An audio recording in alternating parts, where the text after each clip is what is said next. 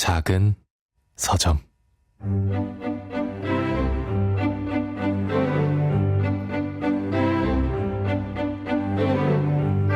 안녕하세요. 작은 서점에서 장강명의 인생책 코너를 맡고 있는 소설가 장강명입니다. 미생 드라마 방영될 당시 수많은 젊은이들이 이 대사에 감동을 받았습니다. 길이란 걷는 것이 아니라 걸으면서 나아가기 위한 것이다. 나아가지 못하는 길은 길이 아니다. 네, 이런 멋진 대사를 쓴 분이 바로 미생의 원작자 윤태호 작가님이시죠. 이끼, 미생, 내부자들, 그리고 파인까지 멋진 작품 저희에게 보여주고 계십니다.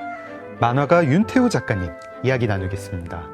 작가님 안녕하세요. 네, 안녕하세요. 네, 어제 저희가 1부에서 해설서, 자라투스트라는 네. 이렇게 말했다 해설서 이야기를 나누다가 막 재밌어지려다가 조금 못 나눴는데 그 얘기 마저 하고 또 최근 이제 화제를 모은 드라마의 원작인 파인 이야기도 하고 또 작가님께 제가 개인적으로 궁금했던 것도 좀 여쭙고 그러겠습니다. 네.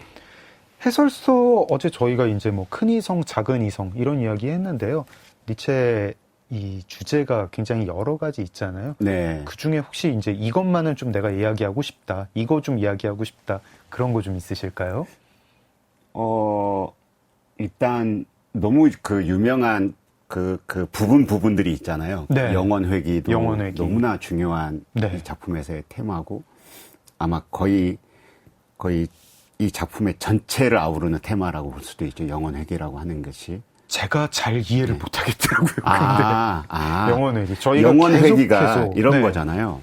질량 보존의 법칙에 의해서 이 우주에서는 우리가 사라진다 하더라도 어딘가에는 그것이 남아있고 끊임없이 이것은 존재하고 다시 반복된다. 이것은. 그래서 너의 인생이 끝없이 반복된다라고 한다면 똑같은 모습으로 지금과 똑같은 모습으로 네가 다시 태어난다고 한다면 다음 생에도 지금의 이 찌질한 모습으로 태어나게 된다면 넌 지금의 이 찌질함을 유지할래? 아니면 바꿔볼래? 왜냐하면 바꾼 모습으로 반복될 테니까 앞으로는 내가 바꾼다면 내가 매 순간 지금 살고 있는 이 삶이 지금 이 순간 내가 결정할 일들 내가 지금 행동할 일들이 계속해서 반복된다고 하면 나는 어떻게 행동할 것인가 이렇게 하면 제가 이 순간 지금 이 순간을 대하는 무게감이 확 달라지긴 하네요. 그래서 제가 이해하기로는 그런 거라고 알고 있고 GPT도 그렇게 이야기해줬고 반복 안 됐으면 좋겠어요. 근데 그런 인터뷰도 봤어요. 제가 작가님의. 근데 만약에 그렇게 반복된다고 한다면 자 사고 실험을 들어가서 그렇다면 어떡할래? 너는 너가 네 자신에 대해서 자랑스러워하는 모습도 있겠으나 아마도 비판적으로 보고 충분히 우리가 이제 막 철학의 시대, 산업화 시대 막 이런 것들을 거쳐오면서 우리를 혐오하는 툴이 너무나 많아진 시대를 살아가고 있잖아요. 그래서 심지어는 자기를 어떻게 하면 독특하게 더 강하게 혐오하는지가 마치 지식인 같아 보이기도 하고 근데 그 혐오의 모습으로 너 앞으로도 계속 반복될래?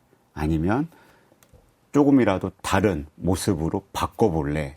라고 하는 그러니까 생이 계속 반복된다면 너는 바꾸지 않을까? 그 모습, 그 바꿈을 지금 해. 넌 다르게 살 수 있어. 라고 하는 거죠. 삶에 대한 태도 자체가 달라지는 발현점이 거기가 될 것 같은. 하여튼 이 연거회귀라는 것도 저는 GPT를 고용해가지고 가까스로 그렇게 겨우겨우 이해를 하고 있는 건데 이제 되게 많은 작품이나 이런 데에서 짜라투스트라는 이렇게 말했다 해서 인용한 것으로 다루는 게 낙타잖아요. 낙타, 사자, 아이. 자라투스트라가 이제 만나는 존재들, 뭐 비유하는 존재들. 제가 이제 이동진 평론가님, 영화 평론가님하고 옛날에 이제 몇 번 만날 기회가 있어가지고 한국 영화 중에 낙타들이라는 영화가 있는 거예요. 되게 작은 영화인데 전 몰랐네요. 보통 일반 작품에서 조연으로 나오셨던 중년 남성 배우님하고 중년 여성 배우분이 나와서 그냥 지방에 어디를 갔다 오는 이야기예요. 되게 단조롭고 뭐 특별한 이벤트 없는 그런 영화였는데 이상하게 케이블에서 그걸 보게 된 거예요. 네. 근데 낙타들 왜 낙타들이지? 그땐 제가 이 책을 니체에 대해서 몰랐으니까. 네. 그래서 이동진 형님한테 이제 그런 영화가 있던데 혹시 낙타들이란 영화 아시냐? 그랬더니 자기 안 봤다고 모르겠다고. 네.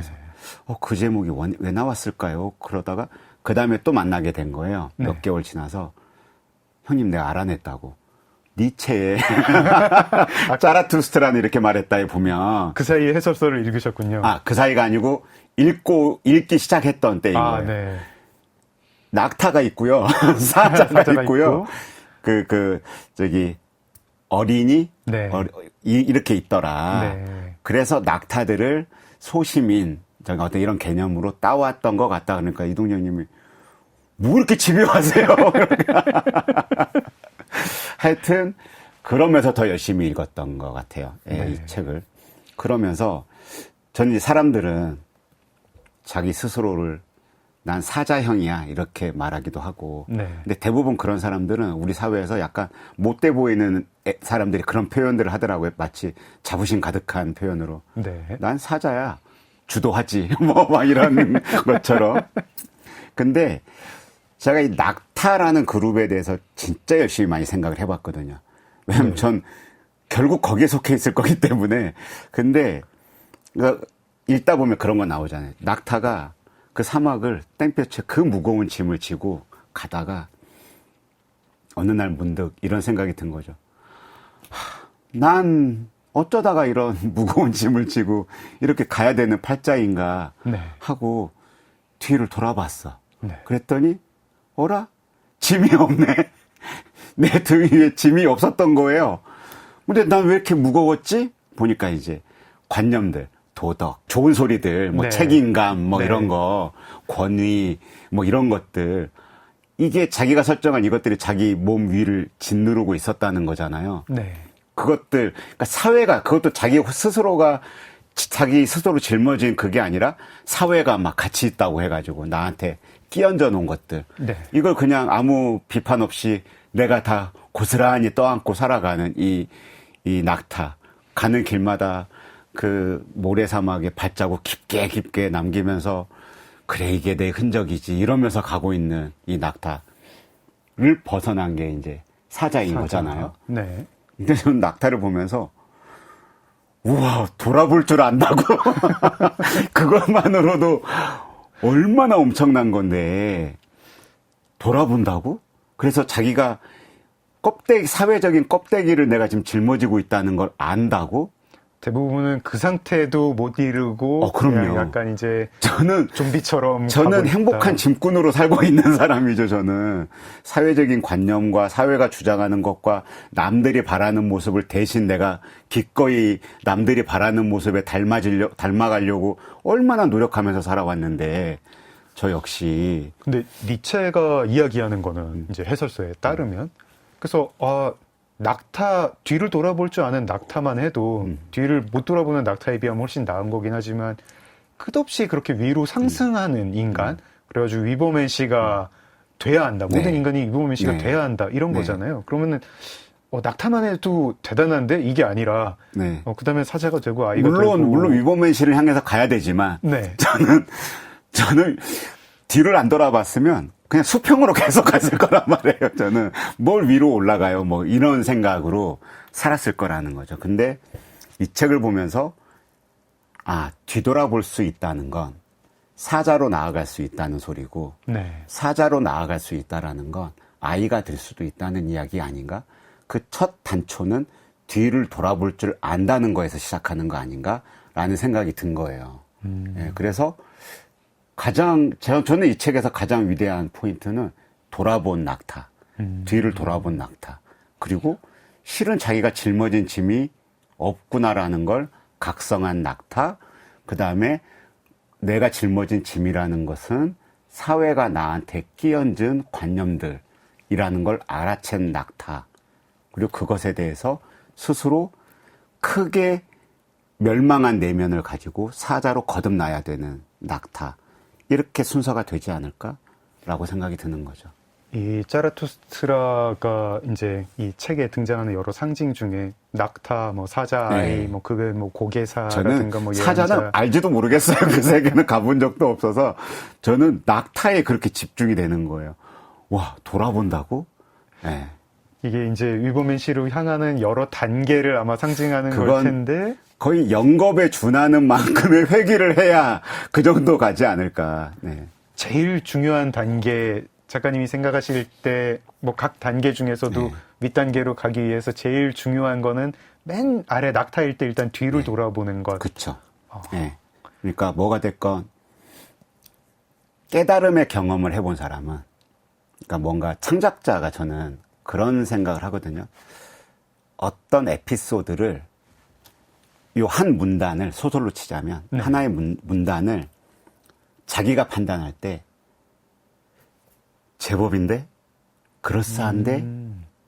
덧붙일 게 적어도 나한테서는 덧붙일 게 없는데? 라고 느껴보는 그 포인트 있잖아요. 네. 그게 그 사람을 작가로 이끄는 것 같아요. 그게. 작가님은 개인적으로 이제 작품 활동에서든 아니면 작품 활동이 아니라 그냥 인생살이에서든요. 이렇게 뒤를 돌아보면서 그러니까 그냥 이 짐을 가지고 가고 있다가 뒤를 돌아보는 순간 또 그때 약간 뭔가 깨달은 순간 그런 순간이 좀 있으셨나요? 제 앞에 사이드미러, 백미러가 한 2만 개쯤 돼 있어요. 저는 앞을 안 봐요. 저는 늘 뒤를 보고 계시나요? 저는 그냥 뒤만 보는 사람이고요. 저는 그냥 그 후회 덩어리죠. 그러니까 낙타 중에도 이런 상낙타가 있나 싶을 정도. 근데 내 등만 안 보이는 이 사이드미러와 백미러가 트럭 운전수가 자기 짐칸을 보려고 백미러 해놓지는 않잖아요. 사이드미러를. 룸미러는 그러겠지만. 제가 갖고 있는 미러는 제 등을 비추지 않아요. 모든 제가 걸어온 흔적들만 비추고 삐끗했던 거, 움푹 파진 함정에 빠졌던 거, 막 이런 것들만 저는 보고서 살아가는 사람이죠. 그 이제 정신건강의학과에서 왜 하지 말라는 그 반추, 뭐 이거하고 별개로. 근데 내가 등을 봤더니 내 등에 짐이 없더라. 뭐 이런 순간은 그러니까 혹시 나의 사이드 미러를 조금만 조절해 보면, 아니 내 트럭의 짐칸에 짐이 하나도 없거나, 혹은 내가 그렇게 원하던 짐을 잘 내가 싣고 달리고 있구나라는 걸 알 텐데, 난 그 각도 조절을 1도 안 하는 거죠, 저는. 하신 적 없으셨나요? 그러니까 깨달으신 적이, 이 작품 활동에서. 했겠죠.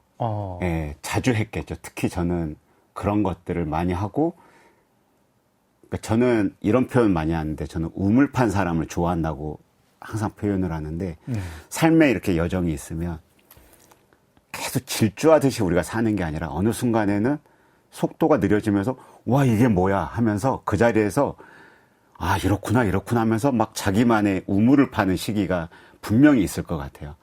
작가님께서도 어떤 그때 이제 SF 무슨 동아리 같은 것도 하시고 했다고 했잖아요.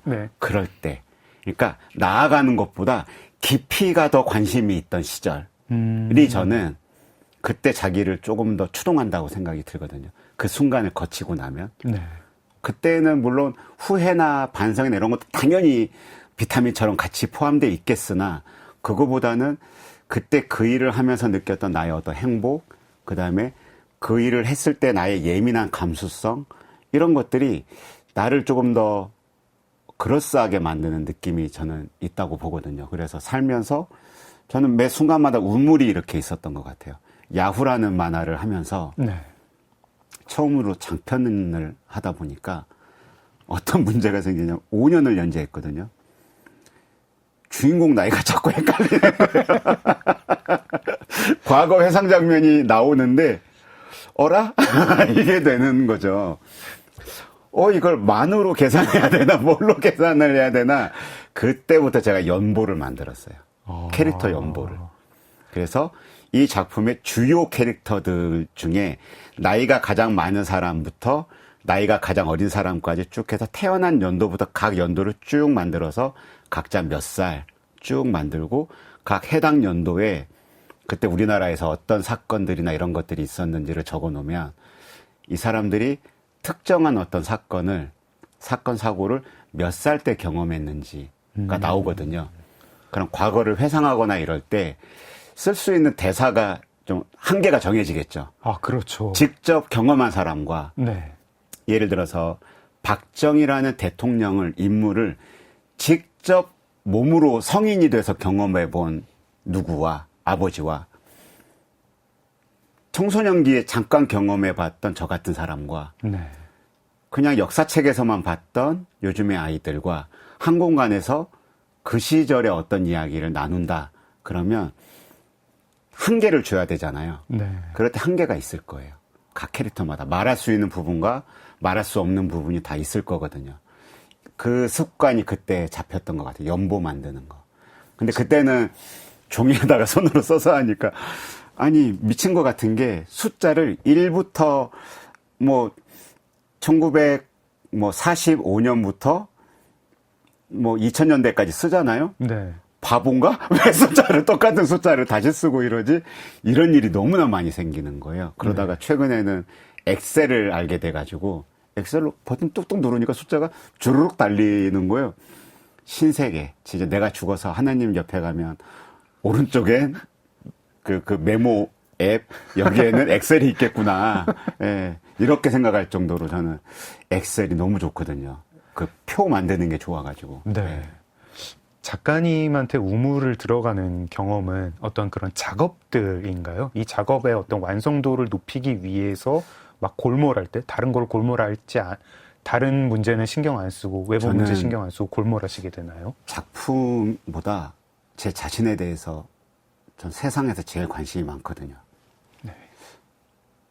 어쩌면 이렇게 좀 불균질함이 이렇게 강하고 어쩌면 이렇게 모순이 크고 그런데 어쩌다가 이렇게 많은 사람들의 사랑을 얻으면서 어떻게 이렇게 자기를 쉽게 잃어버리고 이러는지 그런 것들에 대해서 너무나 후회와 반성과 그냥 미생 같은 걸 보면은 아까 말씀하신 그런 대사나 이런 것들은 정확하게는 아까 말씀하신 그 대사는 드라마 작가분이 제 대사를 조금 더 이렇게 만져가지고 정교하게 더 만드신 대사인 거고 미생에 썼던 대사들은 거의 저를 향하는 대사들이 많아요. 저한테 해주고 싶은 말, 힘내라고 막 저한테 해주고 싶은 말. 더할 나위 없었다. 저는 이런 말씀을 드리고 싶은데. 그것도 저한테 막 해주고 싶은 말이었죠. 그때 워낙 잠 못 자고 작업하던 때였으니까 또 그때도 여전히 빚이 있던 시절이었고 했으니까. 그래서 저는 순간순간 미생이 잘 돼서 끝났잖아요. 네. 그러다가 미생 드라마가 나올 때 파인이라는 걸 인천 상륙작전 연재하고 네. 그다음에 파인을 연재할 때 내부자들이 터졌단 말이에요. 네. 너무 인터뷰 자리에 많이 끌려나가고 이러면서 숨어버렸거든요. 네. 그 연재를 끊고 잠시 쉬고 3개월 정도 쉬고 너무 소란스러운 이게 힘들고 싫어가지고 그러니까 강풀 작가가 갖고 있는 네이밍이라고 하는 게 어느 순간 필요하다고 느꼈어요. 야후가 끝나고 4년 정도 슬럼프를 겪으면서 가정이 너무너무나 힘들었을 때 나 쓰레기구나. 이래야지. 무조건 이래. 내가 무슨 예술가라고. 이러면서 했던 게 이끼거든요. 네. 그리고 나서 또 2년을 거진 잡아먹으면서 더 이상 못 견디고 했던 게 미생인데 그러면서 인터뷰를 거의 하루에 4개, 5개를 했던 것 같아요. 이끼 때부터. 네. 그러니까 강우석 감독님이 그 작품을 연출해 주셔서 나라는 사람의 삶이 얼마나 달라졌는지를 생각해 보면 너무나 감사할 따름이거든요. 그래서 많은 사람들이 강우석 감독님이 연출해서 어떠셨어요? 영화 마음에 드셨어요? 이렇게 물어보는 게 저한테 성립이 안 돼요. 전 너무너무나 감사한 일로 돼 있기 때문에 그 인터뷰를 많이 하면서 저도 제가 그렇게 많은 말을 내뱉다 보니까 방송도 많이 나가고 제 걸 보잖아요. 왜냐하면 가족들이 볼 거라서 제가 한번 심의를 해야 되거든요. 근데 반성을 해보는데 어느 순간 이게 시간이 길어지 특히 미생했을 때 제가 기업체 강연을 100번을 넘게 했거든요. 신입사원 강연 같은 거를. 어느 순간 같은 말이 반복되다가 말이 정돈이 되면서 처음에 했던 말하고 굉장한 유격이 생기는 거예요. 설정 자체가. 그러니까 말의 편리를 위해서. 네. 예. 이쯤 가면 이제 거짓과 비등한 지점이 돼버리는데 싶은 지점까지 오게 되는 거죠. 말이 이제 계속 제 나름대로 이제 생명력이 있으니까. 세련돼지면서. 네, 세련돼지면서. 예. 그러면서 거짓에 더 가까워지는 지점이 오게 되는 거죠. 그래서 요즘은 강연을 다 끊고 차라리 필요하다면 토크쇼 형식으로 해달라라고 요청하거든요. 그냥 궁금한 거에 대한 답은 할 수 있으니까. 네. 하여튼 그런 포인트들, 그렇게 느껴지는 포인트들, 내 인터뷰를 내가 보면서 괴물 같다고 느껴질 때, 그리고 어떤 방송인가를 나갔더니 그 진행자분이 내가 너무 좋아하는 분인 거예요. 네. 그래서 그분의 눈을 보면 그분이 질문을 했을 때 네. 그분이 바라는 답을 하기 위해서 내가 노력을 하고 있더라고요. 그래서 내가 너무 좋아하는 프로그램은 나가면 안 되겠다. 위험하다 이거. 네. 저희도 이 프로그램도 굉장히 이렇게 힘들게 고민하셔서 오신 거죠? 근데 여기는 작가님이라 온 거예요. 그러니까 전문 진행자가 아니라 네. 그러니까 환타지한 영역에 가 있는 분이 아니라서 저는 오게 된 거예요. 왜냐하면 작가는 살면서 이럴 때 있잖아요. 작가들이 인터뷰하는 것이 저는 그렇게 생각하거든요. 작가가 이 작품을 만들었다고 해서 그 작품에 대해서 가장 잘 아는 사람인가? 라는 생각이 좀 있거든요. 네. 결코 그렇지 않다라고 생각을 하거든요. 완전 동의합니다. 네. 인터뷰나 이런 걸 통해서 오히려 발견되어지기도 해요. 내 작품의 가치와 어떤 부분들이. 그 움베르토 에코가 네. 그래가지고 작가가 작품 쓴 다음에 바로 죽어버리는 게 제일 좋다고. 네. 그리고 자기는 오래 살았더라고요. 아니 그래도 좀 돈을 좀 써봐야죠. 그래도 아니 그 고생해서 했는데 본인은 인터뷰 되게 많이 하고 그 우아하신 분께서 남들을 글만 그렇게 썼는데 아니 그래서 저는 그런 생각이 있죠. 그러니까 내가 작품을 하고 뭐 이런 것들 사이사이에는 분명한 우물이 존재한다. 모든 작품에는. 특히 댓글에서도 우물이 있다. 그 시즌 1 할 때 장그래가 요르단 PT라는 네. 아주 임팩트 있는 걸 이뤄냈어요. 네네. 그리고 나서 저도 그 이후의 일들에 대해서 생각해 본 바가 별로 없어가지고 그 요르단 PT 임팩트에 저도 즐기면서 빠져 있다가 약간 루즈하게 그 다음 이제 에피소드를 몇 회를 그렸는데 누가 댓글에 이렇게 쓴 거죠. 변죽만 울리고 앉았네. 이렇게 쓴 거예요. 그 말이 너무 아파가지고 사실 댓글이 쌍욕이 있거나 이런 건 아프지 않아요. 그냥 뭐에 대해서 이야기하는 거야? 라고 그냥 생각해버리면 그만인데 네. 이건 정확한 거예요. 그러니까 희한하죠. 그 커뮤니티 익명으로 하는 커뮤니티에서도 자기가 어떤 글을 썼는데 누가 밑에 댓글로 악플을 달면 못 참아요, 사람이. 네. 싸우거든요. 근데 익명이 아니고 내 이름으로 하는 작품에서 누가 그런 답을 달아놓으면 도망갈 데가 없는 거예요. 너무 아프고, 특별히 진실한 사람이라서가 아니라, 이런 거구나. 커뮤니케이션이라고 하는 거는. 이런 거구나. 이게 나라는 사람이 정체가 있고, 아바타 같은 익명이 있고, 이런 존재가 뭘 했어도 그걸 나라고 내가 생각을 하는구나. 가상의 나조차도 나라고 분명히 사람들. 그래서 아바타도 거의 도의 종교가 있는 거 아세요? 그렇습니까? 네. 아바타가 굉장히 심오한 이게 있어요. 저도 몰랐거든요. 근데 이게 있어요. 하여간. 그래서 저는 그런 지점이 올 때마다 저의 100만 개의 백미러가 작용을 하는 거죠. 뭐 했지? 하면서 댓글 다 다시 읽어보고 옛날에 나왔던 작품들. 이게 참 이렇게 존경하는 작가님을 뵙고 존경하는 작가님이 이런 말씀을 하시니까 저는 약간 머리가 멍해지는데 계속 쉴 새 없이 명작들을 쏟아내시고 아무 슬럼프 기간 없이 정말 창작의 신이다. 창작의 아바타다. 창작신의 아바타다. 막 이렇게 생각을 하고 있었는데, 그 우물이 있었고, 슬럼프가 있었고, 굉장히 괴로웠고, 근데 또 이 작가님을 어떤 추동하는 힘이 댓글 하나였다. 뭐 이런 거 얘기를 들으니까 기분이 그러니까 되게 이상합니다. 추동하는 힘을 바깥에서 가져올 수가 없는 것 같아요.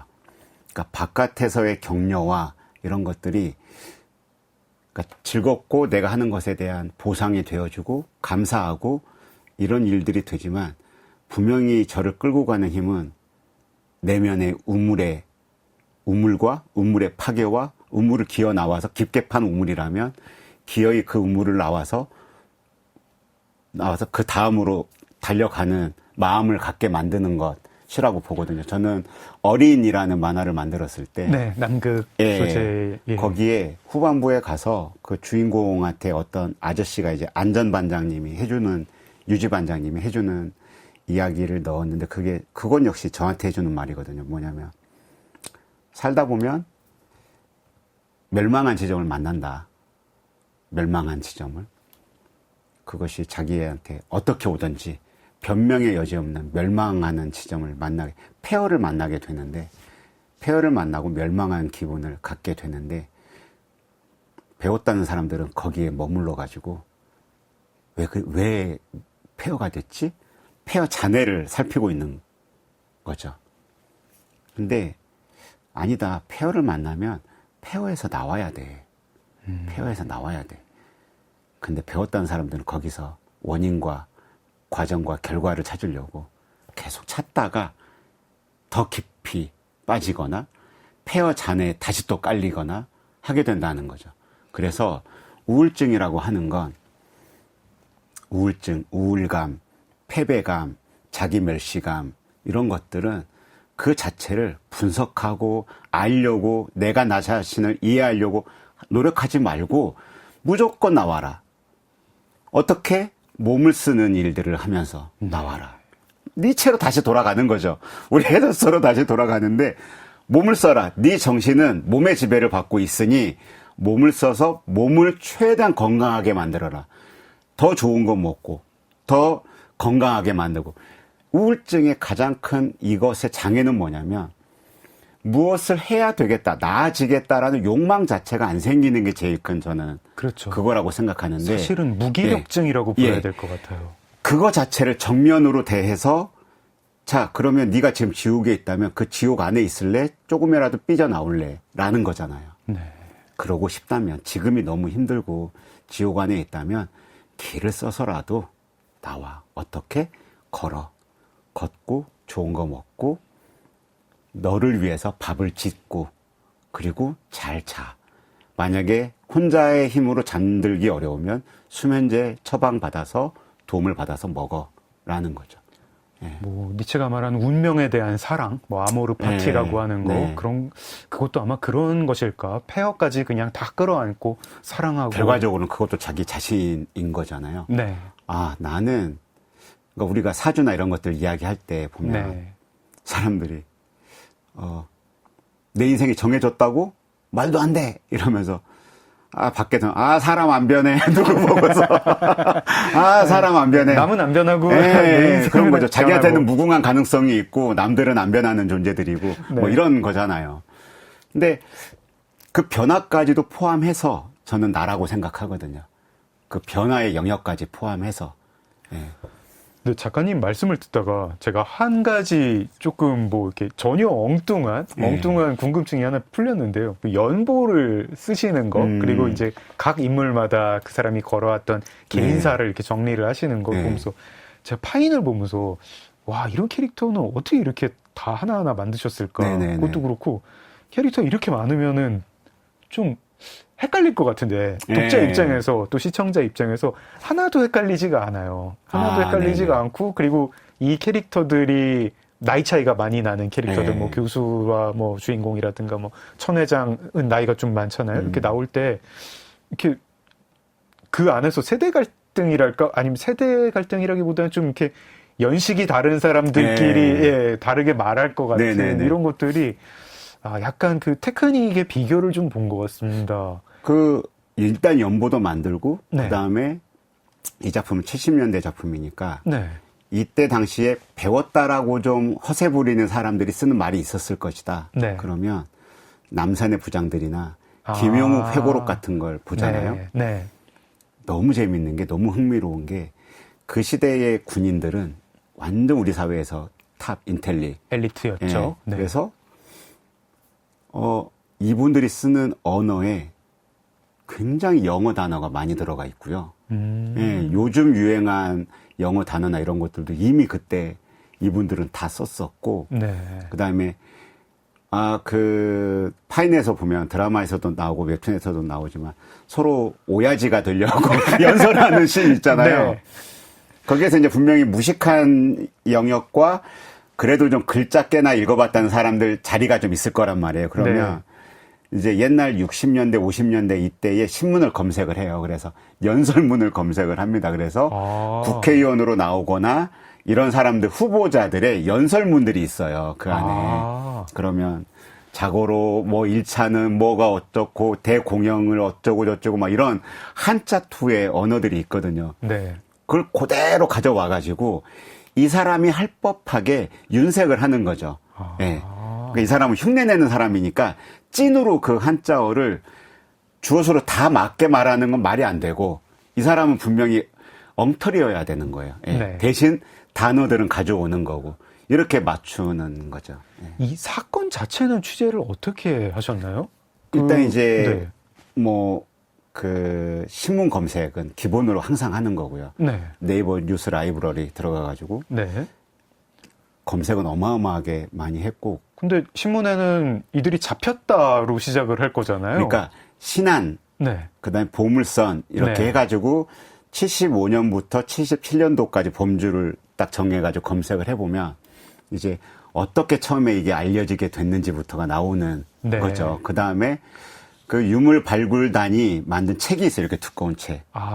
그걸 사서 이제 필사해가면서 그 책을 쭉 다 읽었고, 그 다음에 이제 아는 분이 소개시켜줘가지고 부산에 있는 골동품 연합회 회장이셨나 하는 분을 여성분이셨는데, 네. 그분의 골동 가게에 가가지고 두세 차례 만나서 그분들과 함께 술 마시면서 어마어마한 이야기들을 많이 들었죠. 그러니까 그 흔히 말하는 농사 짓는다. 담궈 가지고 농사 짓는다라는 표현도 거기에서 들었고, 그다음에 네. 작대기로 나 어디 들어가면 여기에서 여기까지 아도 쳐버려 뭐 이런 대사도 네. 거기에서 이제 들었고. 이 농사 짓는다는 건 진짜 쓰는 수법인 거군요. 그 네네네. 사기꾼들이. 네네.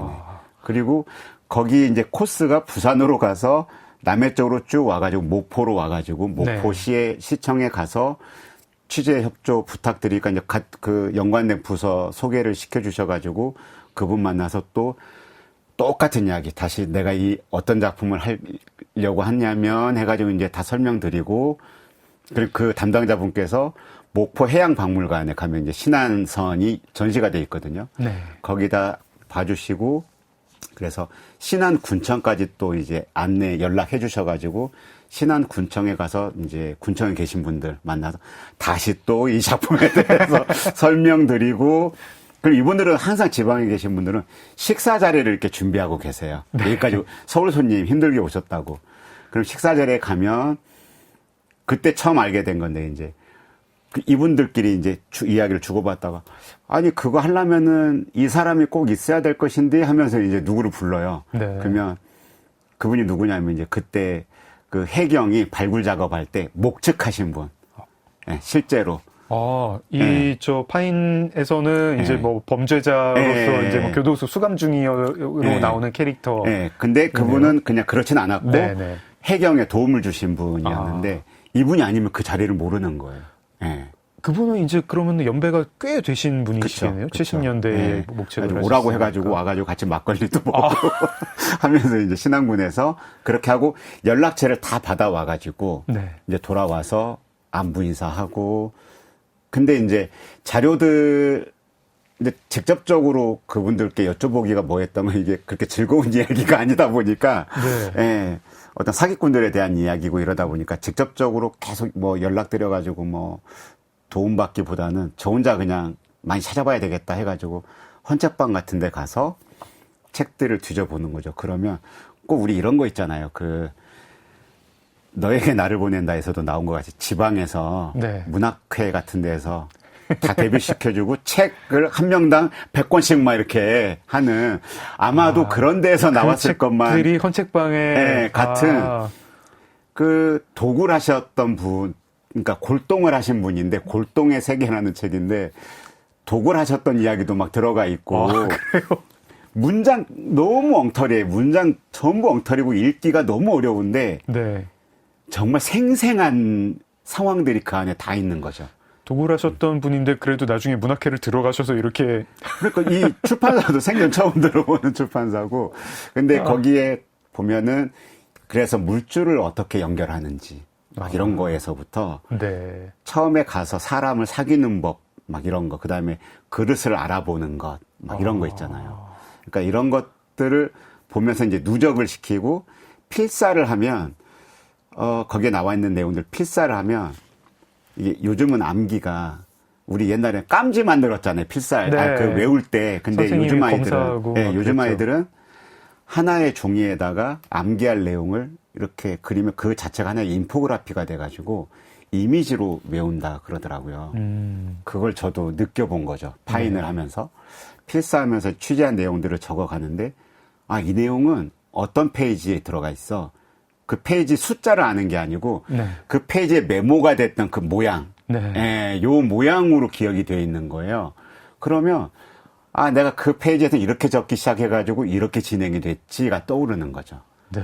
이렇게 나가면서 틀이 이제 딱 잡히고 나니까 그다음부터 이제 사투리. 그 뿌리 깊은 나무사에서 나왔던 한국의 발견한 책에 보면 각 지역마다의 고어들 챕터가 꼭 있거든요. 각 지역마다. 그래서 강진군에 나와 있는 그 사투리, 보성군과 강진군은 어떻게 다른지 뭐 이런 거 다 있어요. 네. 그 책들은 워낙 오래전부터 열심히 봤기 때문에 그 제가 문화생 때 20만 원 벌 때 10만 원 주고 할부로 10만 원을 주고 구매했던 책이라서 이게 필요하다고 생각하시고 구매를. 그래서 너무너무 열심히 읽었던 책이거든요. 그래서 지금도 거기에 나온 사투리나 이런 것들은 너무나 머리에 잘 들어와 있죠. 그런 식으로 이제 더해져 가는 거죠. 이게. 제가 이 작가님의 창작 비결 이렇게 무료로 들어도 되나, 이런 강의를 공짜로 들어도 되나 막 이런 생각이 드는데요. 저것도 하나 좀 여쭤보고 싶어요.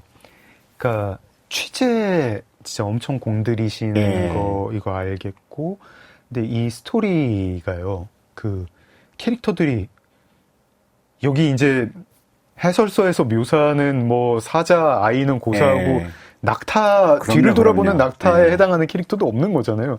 모든 사람이 뒤돌아보는 낙타 다 낙타죠. 다 낙타죠. 뒤를 안 돌아보는. 네네. 다 정말 징글징글하게 탐욕스러운 인간들이 나와가지고 근데 굉장히 손에 잡힐 것 같고, 그리고 다 진짜 끔찍한 파멸을 진정한 의미에서 낙타들이죠. 네.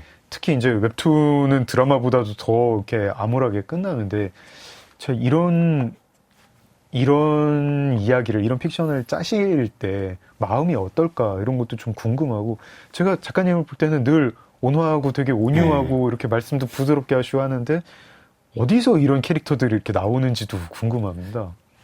전 그 되게 무섭다는 사람들, 깡패, 뭐 우리도 이제 살다 보면은 문학계도 좀 험상궂어 보이고 뭐 이런 분들이 아니면 말빨 무지하게 세고 험한 말 가리지 않고 뭐 이런 분들이 있잖아요. 조금 전 그런 분들을 보면은 나이를 먹어가면서 더 그런 것 같은데 유치하다는 생각을 많이 하거든요. 저게 가치 있다고 지금도 생각하는구나 라는 생각이 있어요. 그러니까 저는 오히려 그 어린애 모델로 썼던 이희연 씨 같은 음악가, 이희연 씨 같은 조용조용한 사람들의 정말 길을 쓰고 남에게 피해를 안 주려고 하면서 내규가 강한 사람. 이런 사람들이 진짜 어른이고 무서운 사람 아닌가라는 생각이 있어서 저한테는 이런 사기꾼들이나 이런 사람들은 무섭다기보다는 우스꽝스러운 사람들인 거죠. 그러니까 악인을 무섭게 묘사한다기보다는 그 악의 묘사가 디테일할수록 잘 봐. 이 사람이 이렇게 시시해. 라는 걸 저는 더 많이 보여준다고 생각을 해요. 그래서 파고 작품 무지하게 좋아하는데 물론 제가 그 안에 그 범죄자 2명의 범죄의 대상이 돼 있으면 무섭겠지만 네. 그 작품을 볼 때에는 어쩜 이렇게 형편없는 사람들이 있을까 네. 하고 그 영화 내에서 그 범죄 스테브 부셈이나 뭐 네. 이런 사람 어쩜 이렇게 형편없는 불안당들이 있을까. 자기 자신이 위험에 빠질 줄도 모르면서도 모르게 자기를 위험에 몰아넣고 있는 앞뒤 없는 이 바보들 뭐 이런 느낌이 있거든요. 그러니까 그 존재들을 봤을 때. 그래서 저는 전혀 데미지가 없고 오히려 뭐 내 안에 악을 꺼내야 되는 거냐. 네. 아니죠. 오히려 전 이끼 같은 작품을 할 때 네. 오히려 더 제 안에 악마성이 좀 나온다라고 생각이 들어요. 그래서 최근에 이끼 드라마 시나리오를 쓰면서 원작을 다시 쓴다는 마음으로 쓰고 있거든요. 그래서 저는 원작에서도 미숙했다라는 지점이 너무 많고 그래서 방금 말씀드린 가짜 혹은 틀렸다 싶은 사람의 어떤 신념 네. 이런 것들이 어떻게 스스로를 구원자라고 설정하고 악인으로 설정하고 그러는지에 대한 이야기가 좀 들어가지 않을까 뼈대가 되지 않을까 생각을 하고 있어요. 확실히 이끼에 비하면 이제 파인에 나오는 이 건달들, 특히 네. 이제 지방 건달들은 뭐 이제 작가님도 이들을 우습게 보이게 하는 우스꽝스럽게 네. 보이게 하는 그런 연출을 하셨는데 그렇습니다. 캐릭터가 무섭다기보다 그러면은 이 캐릭터에게 그 캐릭터가 나중에 처하게 되는 운명들을 보면은 네. 약간 진짜 뭐 그래도 싸지만 그럼에도 불구하고 너무 징글징글하고 이제 마음이 많이 가라앉잖아요. 네네네. 네. 그런 운명을 막 이렇게 지어내실 때는 마음이 무겁거나 그러진 않으세요? 그런 상황들을 제가 전기를 좋아하고 네. 이러다 보니까 어떤 생각이냐면 인간은 누구나 로켓에 올라탈 때가 있다. 우리가 흔히 호랑이 등이라고 표현하는. 네. 뭐 별의 순간이라고 하기도 네. 하고. 그때의 핸드브레이크로 뭔가를 작동하는 사람은 거의 못 봤다. 그래서 특히나 이 조잡한 인생에서는 네. 브레이크 존재 자체를 모를 것이고 자기가 택도 없는 지금 일을 하면서도 속도에 빠져 있을 때에는 어떻게든 여기에서도 방법을 뭔가 찾아내려고 애를 쓸 것이다 라는 생각이 있어요. 네. 그러면서 자기가 생각지도 못했던 전혀 자기 인생에서 이런 일을 만날 거라고는 생각지도 못했을 사이즈의 일을 향해서 가게 되는 거죠. 그래서 결국은 당연한 규결이게도 그 일은 자기가 책임질 수 있는 수준의 일이 아니기 때문에 네. 결과적으로 그 엔딩에서 파멸 말고 뭐가 있지? 라는 거죠. 예. 드라마 엔딩은 웹툰하고는 조금 다르잖아요. 어떻게 조금 보셨나요? 다른 이유 때문에 조금 달라졌는데 네. 그 이제 혹시라도 또 만들 수 있다. 뭐 이 정도. 예. 그래서 좀 여지를 뒀다. 시즌 2를 염두에 둔 그런 결말.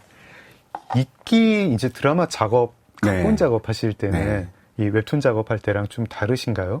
그리고 이제 아마 제가 그냥 추측컨대 제작진은 꼭 뭐 이끼가 아니더라도 작가님의 아예 오리지널 스토리면은 뭐 그것도 마다하지 않았을 거고 오히려 더 환영했을 것 같은데 이끼를 다시 드라마로 쓰시는 이유 그런 것도 좀 여쭤볼까요? 그러니까 사람들은 이제 제가 이끼 드라마를 한다고 하니까 영화 이끼에 대해서 뭔가 아쉬움이 있어서 윤태호 작가 직접 쓰려고 하나 보다라고 생각하시는데 전혀 아니고 원작 이끼에서 웹툰을 정식으로 연재한 첫 작품이 이끼였기 때문에 너무나 미숙했다. 그리고 그런가요? 예. 그리고 그 흐름에 올라타버린 게 제 인생에서 처음이었기 때문에 그 폭발적인 관심과 막 이런 것들에 올라타본 게 처음이었기 때문에 어떤 아이디어들이나 이런 것들이 제 관리의 바깥에 있었어요. 그래서 되게 남들은 좋다고 박수 쳐줬던 어떤 대사나 어떤 씬들이 거의가 다 우연의 산물이었고, 물론 창작에서는 그런 거 너무 잘 아시잖아요. 우연도 다 네 거야 라고 생각할 수 있지만 저는 아까 작가님이 이렇게 작품을 장악한다고 하실 네. 때, 장악이 되는 걸까? 뭐 이런 생각도. 그러니까 했거든요. 이런 거 있잖아요. 연재물은 네. 퇴고를 못 해요. 그렇죠. 퇴고.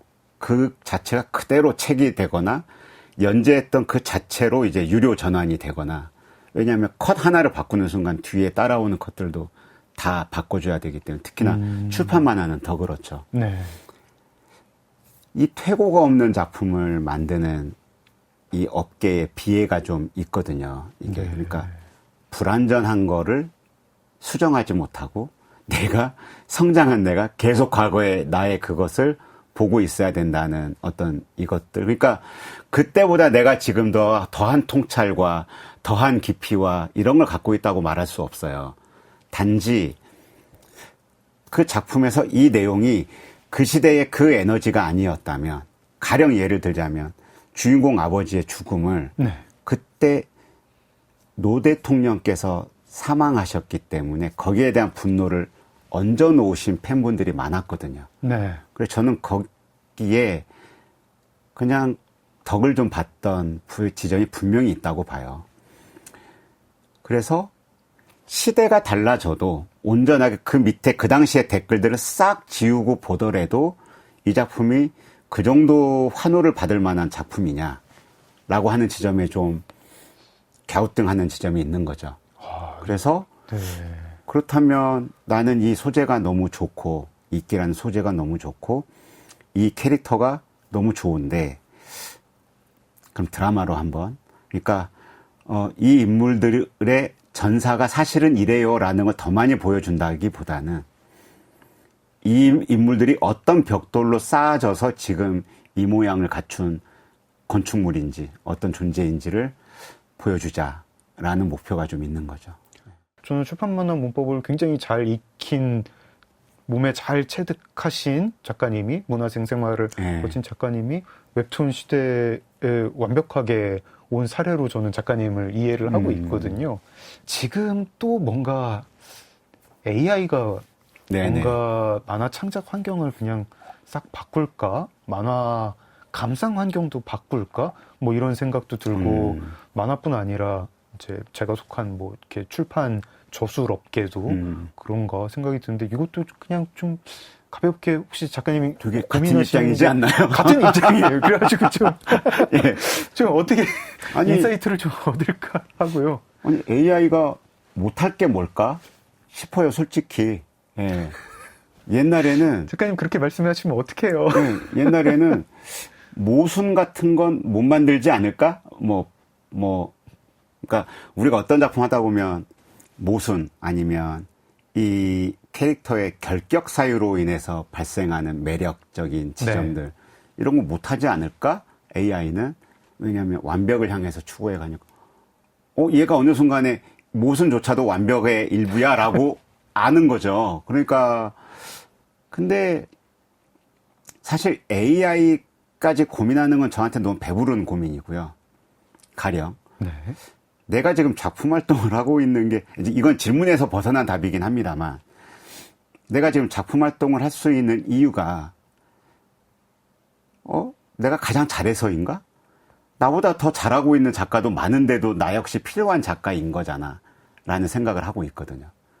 그러니까 최고로 잘하는 어떤 1인만 작품이 필요한가? 라는 거죠. 우리는 작품을 좋아하거나 사랑할 때 그 작품이 어떤 뜻하는 바와 보여주는 바, 그 안에 불완전함이 있어도 그 자체까지도 사랑을 하고 뭐 이런 것들이잖아요. 그래서 AI가 만들어내는 그 완벽하다고 하는, 우리가 걱정하고 있는, 우려하고 있는, 우리를 완벽하게 뛰어넘을 수 있는, 복제뿐만이 아니라 우리를 뛰어넘을 수 있는, 그건 과연 어떤 경지를 말하는 걸까? 그 완벽하다는 건 도대체 어떻게 정의 내려야 될 것인가? 그래야 겁을 먹든지 말든지 할 거잖아요. 네. 그림 어시스턴트로서 AI 툴들이 들어오면은 좀 이렇게 공부를 하고 활용을 해보실 생각이 있으신가요? 지금 언리얼 엔진이나 막 이런 것들 쓰고 있잖아요. 네. 또 포토샵에도 일정 부분 필터를 넣으면 자기가 알아서 바꿔준다거나. 사실은 이미 우리가 AI를 푹 껴안고 쓰고 있단 말이죠. 네. 그러니까 영업사원으로서 맨 하루 종일 운전해야 되는 사람한테는 자율주행은 복일 거예요. 이동하는 시간 동안 자율주행 해줘가지고 난 차 안에서 스마트폰도 보고 밀어놨던 업무도 대신 처리하고. 근데 운수업을 하시는 분들한테는 네. 이게 지옥일 거란 말이에요. 네. 네. 그러니까 글과 그림을 그동안 못 썼던 그냥 이런 아이디어가 있는데 나는 쓸만한 재주가 없는데 하는 사람들한테는 되게 흥미로운 도구가 될 것 같고 그렇죠. 이걸 업으로 삼는 사람들한테는 지옥일 거란 말이에요. 그러면 제가 생각하는 가장 방법은 이게 내 업을 너무 무게를 두지 말고 즐겁게 접해야 되는 거 아닌가? 이 AI와 함께 살아가야 된다면 어쩔 수 없이 네. AI와 함께 살아가야 된다면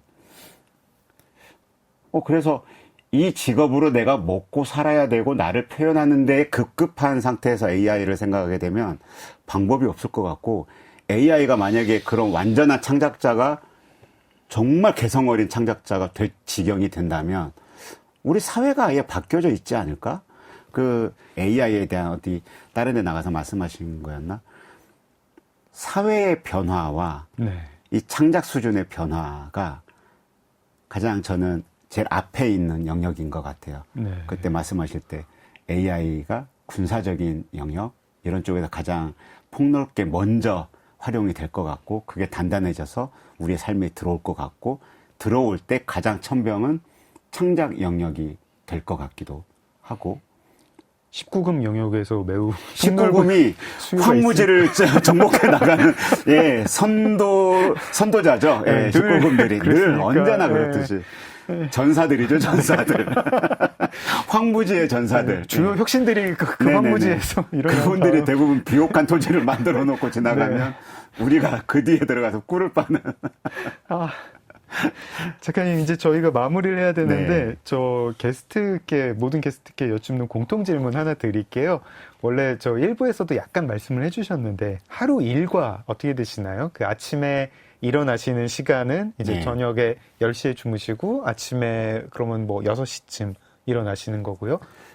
그러니까 잠자는 시간은 들쭉날쭉인데, 네. 무조건 6시간에서 7시간은 자려고 하고 그래서 2시에 자면 한 7시, 8시 이쯤에는 일어나려고 하고 이렇죠. 그러니까 좀 읽어야 될 책이 있거나 아니면 오늘 뭔가에 훅 빠져가지고 옛날에는 생각에 빠지면 하루 종일 생각만 이렇게 멍 때리고 했었는데 지금은 GPT랑 대화하면서 생각을 계속 확장시키고 이러는 것 같아요.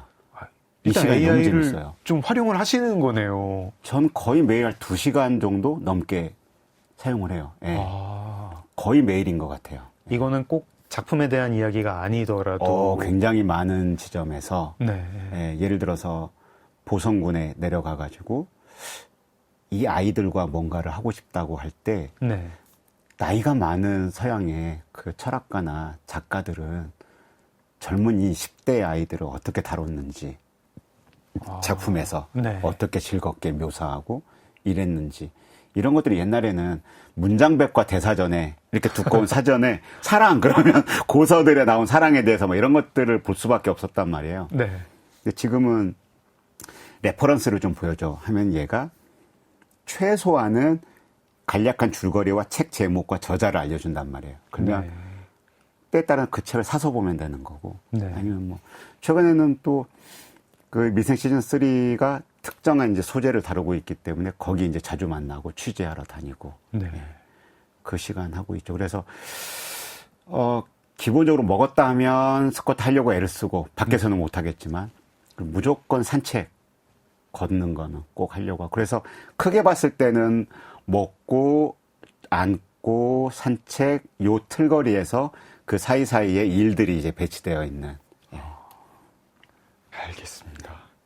저희 이제 마지막으로 계획 하나 여쭤볼까요? 미생 시즌 3 이제 쓰시고 그리고 저 2기 드라마 각본 쓰고 계시고 동시에 2개 작업을 하시는 거고요. 그리고 혹시 또 이제 여태까지 도전 안 했던 새로운 장르라든가 새로운 일 이런 거 구상하시는 것도 계실까요? 아직 공개하기는 너무 준비 단계라서 공개하기는 어렵지만 하나 또 여러분들하고 이제 준비 같이 하고 있는 게 또 하나 있어서 좀 약간 사업적인 부분으로. 작품은 아니고. 네. 네. 알겠습니다. 굉장히 기대가 되네요. 네. 저희 그럼 이번에는 뭐 마지막 추천곡 하나 좀 이렇게 들어보면서 그래도 노래와 함께 마무리를 할까 합니다. 퀸의 Is This the World We Created? 네. 이 노래 왜 추천하시는 건가요? 이게 이제 퀸 공연 실황을 제가 되게 좋아하는데 네. 보면 계속 이제 관객들 비추고 무대 위 비추고 하던 카메라가 이 곡이 딱 나올 때 갑자기 해가 지는 그 윈블리 경기장 상공을 지나는 헬리콥터가 다 이 씬을 잡아요. 이 노래와 함께. 네. 그러면서 그 영국 런던 도시의 이 해가 지는 풍경을 딱 보여주는데 이 가사 내용이 그거거든요. 그러니까 어쩌다가 우리가 이런 세상을 만들어 버렸냐. 이 위험한 세상, 굶주림에 빠져 있는 자와 네. 환경이 파괴되고 뭐 어떤 이런 것들. 선율이 너무 아름다워서 제목은 제가 뒤에 알았거든요. 가사는 뒤에 알게 됐는데 그리고 그 라이브를 들었을 때 가문과 너무 다른 느낌의 가사고 이래서 이게 니체와 너무 니체가 주장하는 어떤 이런 것과 너무 잘 맞겠구나. 이게 우리가 원했던 삶이냐. 이게 영혼 회귀에 맞는 삶이냐 이것이. 네. 그리고 니체가 끊임없이 가장 올바른 삶의 궁극은 자연 그 자체다라고 네. 이야기한 우리는 인간의 위대함을 이야기할 때 끊임없이 자연에 대한 극복을 이야기하잖아요. 네. 예. 근데 니체 이야기를 오늘 했으니까 여기에 가장 잘 어울리는 곡 아닌가 싶어가지고. 예. AI 이야기도 하다가 마무리는 Is this the world we created? 네, 알겠습니다. 작은 서점 장강명의 인생책 우리나라 대표 만화가 윤태우 작가님과 함께했습니다. 작가님 시간 내주셔서 감사합니다. 감사합니다. 작가님 추천곡 들으면서 작은 서점 장강명의 인생책도 문 닫겠습니다. 소설가 장강명이었습니다.